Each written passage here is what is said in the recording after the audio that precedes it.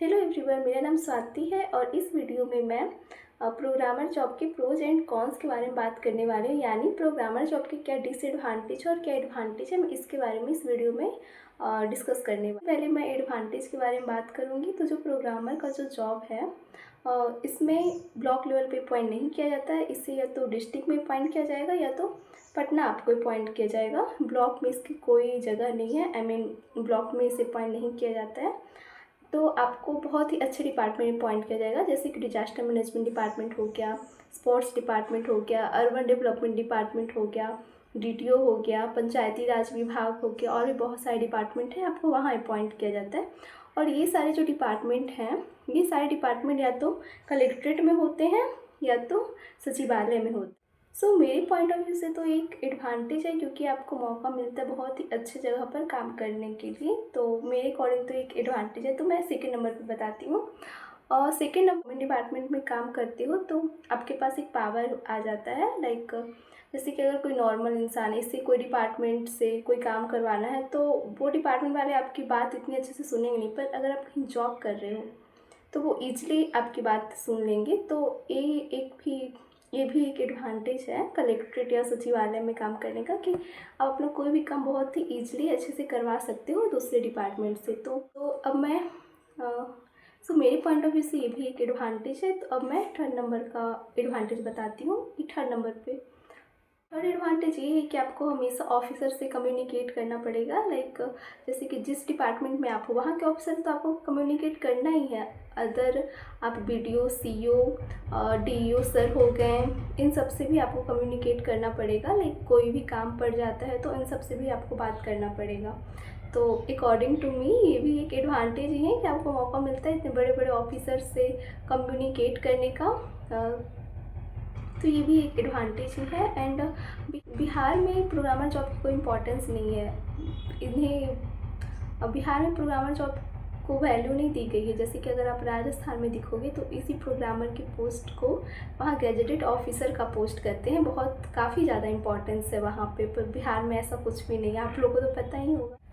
अब मैं डिसएडवांटेज की बात करती हूँ कि इसमें जॉब करने के डिसएडवांटेज क्या क्या हैं। तो मैं डिजास्टर मैनेजमेंट डिपार्टमेंट में जॉब करती थी। तो मैं अपने डिपार्टमेंट के बारे में बताती हूँ कि जैसे जो डीईओसी है वहाँ हमें अपॉइंट किया जाता है। तो डीईओसी का मतलब होता है डिस्ट्रिक्ट इमरजेंसी ऑपरेशन सेंटर। तो ये जो डिपार्टमेंट है 24/7 ओपन रहता है। तो इसमें क्या होता था कि शिफ्ट वाइज ड्यूटी होती थी। लाइक 10-10 दिन पे शिफ्ट चेंज होता रहता है। 8 घंटे की शिफ्ट होती थी, 3 शिफ्ट में 8-8 घंटे का। तो हमेशा 10-10 दिन पे चेंज होता रहता था टाइमिंग की। जैसे कि अभी आपका टाइमिंग है 6 बजे सुबह से लेकर 2 बजे दोपहर तक का है।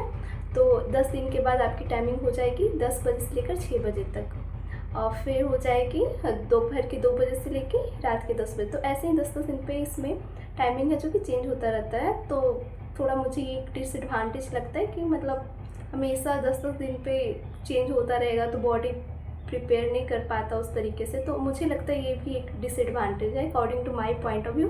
दूसरे के पॉइंट ऑफ व्यू से डिसएडवांटेज नहीं भी हो सकता है, पर मैं मेरे पॉइंट ऑफ व्यू से एडवांटेज एंड डिसएडवांटेज बता रही हूँ।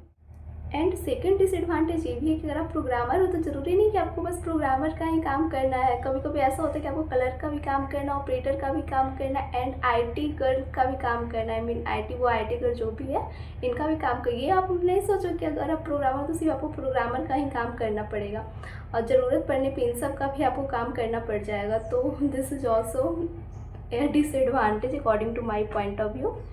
मुझे लगता है कि ये भी एक डिसएडवांटेज है कि आप प्रोग्रामर हो पर आपको दूसरों का भी काम करना पड़ रहा है। लाइक कभी कभी होता था कि बहुत सारे 100-200 लोगों को कॉल करने के लिए मिल जाता। बताइए, ये प्रोग्रामर का तो काम है नहीं, पर मिल जाता था कि लीजिए आप कॉल कीजिए, आप मना कर नहीं सकते हो। थर्ड डिसएडवांटेज ये है कि अगर जब तक आपका जो भी डेटा है जब तक HRMS पे अपलोड नहीं हो जाता तब तक सैलरी आने में बहुत ही प्रॉब्लम होती है। अगर आपका डेटा HRMS पे अपलोड हो जाता तो हर मंथ आपको सैलरी मिल जाएगी, पर आपका डेटा अगर HRMS पे अपलोड नहीं हुआ है तो सैलरी लेने में बहुत ज़्यादा प्रॉब्लम होती है, क्योंकि ऑफलाइन अब्सेंटी बनकर स्पीड पोस्ट के थ्रू जाता है। तो फिर इसमें बहुत ज़्यादा टाइम लग जाता है सैलरी मिलने में। पर एक बार जब आपका ऑनलाइन HRMS पे अपलोड हो गया तो फिर कोई दिक्कत नहीं होगा सैलरी आने में। ये भी मुझे एक एंड वन मोर डिसएडवांटेज, अगर आपको DOC डिपार्टमेंट मिल गया फिर तो आप भूल जाओ गवर्नमेंट हॉलीडे के बारे में कि गवर्नमेंट हॉलीडे क्या होता है, बिल्कुल भूल जाओ। आपको जो CL मिलता है आपको बस वही यूज़ करना है और वीक में एक छुट्टी मिल जाएगी। एंड क्षतिपूर्ति भी कभी कभी मिलता है, जैसे अगर आप कोई फेस्टिवल में काम कर रहे हो तो क्षतिपूर्ति अवकाश मिल जाता है। बस इससे आपको काम चलाना पड़ेगा। आप गवर्नमेंट हॉलीडे के बारे में तो अच्छे से भूल जाओ। और लाइक कभी कभी दिवाली ये सब आ गया तो मैनेज करना होता है, छुट्टी तो नहीं मिली पर मैनेज करना होता है। जैसे बहुत सारे एम्प्लॉय, टोटल 9 एम्प्लॉय होते हैं, तो एक दूसरे के साथ मैनेज कि आज मेरी छुट्टी हो जाए, आज मैं छुट्टी ले लेता हूँ तो कल आप ले लेना, ऐसा करके मैनेज करना पड़ता है। तो छुट्टी के बारे में तो आप अच्छे से भूल जाओ। अब और ज़्यादा मैं क्या बताऊँ, जब आप यहाँ काम करोगे तो आपको अच्छे से समझ में आ जाएगा कि क्या एडवांटेज है क्या डिसएडवांटेज है। मैंने बस मेरे पॉइंट ऑफ व्यू से मुझे जो भी समझ में आया, मैंने बस मेरे पॉइंट ऑफ व्यू से एडवांटेज और डिसएडवांटेज बताया है। और अब जब यहाँ पे जॉब करो तो आपको अच्छे से समझ में आ जाए कि और क्या एडवांटेज है और क्या डिसएडवांटेज है। और मैंने मेरे पॉइंट ऑफ व्यू से बताया, ज़रूरी नहीं कि मतलब जो मुझे एडवांटेज या डिसएडवांटेज लगा वो दूसरों को भी वही लगे, ज़रूरी नहीं है। तो बस मैंने मेरे पॉइंट ऑफ व्यू से बताया है। So thank you for watching this video. I hope कि वीडियो आप लोगों के लिए हेल्पफुल रहा होगा। सो अब मिलते हैं नेक्स्ट वीडियो में।